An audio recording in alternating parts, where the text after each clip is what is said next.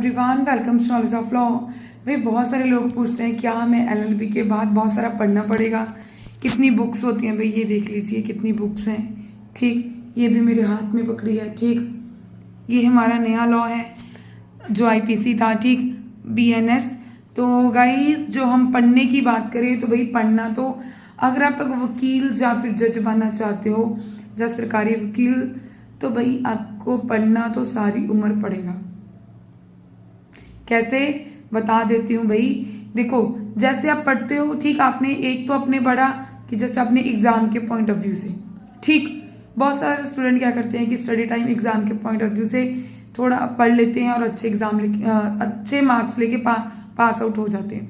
उसके बाद उनको कुछ याद नहीं रहता। ठीक, अच्छे से याद नहीं रहता। फिर क्या होता है भाई, दोबारा क्या होता है कि भाई अगर उन्होंने कोई पास कोई क्लाइंट आता है, उन्हें एक नई नई चीज़ें उनके सामने प्रॉब्लम्स आती हैं, फिर उन्हें पता चलता है कि कौन से सेक्शन को किस प्रॉब्लम के साथ कनेक्ट करके हम इस चीज़ को एज ए केस में ऐड ऑन कर सकते हैं, कौन से सेक्शन में हम इस चीज़ को एज ए मोल्ड करके इस चीज़ में ऐड ऑन कर सकते हैं। तो ये चीज़ होती है। फिर बहुत सारे लॉज ऐसे होते हैं कि भाई जो हर रोज़ भाई बहुत सारी जजमेंट्स आती हैं सुप्रीम कोर्ट की, हाई कोर्ट की, जहाँ अदर्स मतलब किसी भी स्टेट की, अगर हम हाई कोर्ट की बात करें तो भाई उससे क्या होता है कि नए नए लॉ बनते, कानून बनते।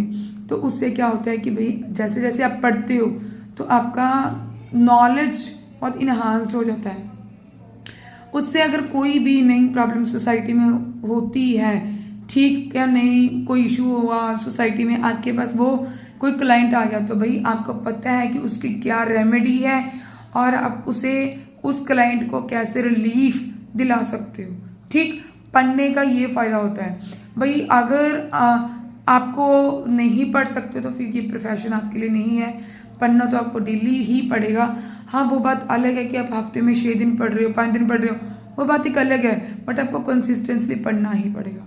बिना पढ़ने के ये प्रोफेशन नहीं है आपके लिए। ठीक गाइज, अगर आपको हमारी वीडियोज़ अच्छी लगती हैं, ठीक है, हमारी नॉलेजफुल वीडियोस आपको थोड़ी सी भी नॉलेज देती हैं, तो भाई इसे लाइक कर दिया करो, शेयर कर दिया करो, चैनल को सब्सक्राइब कर दिया करो। Thanks for watching.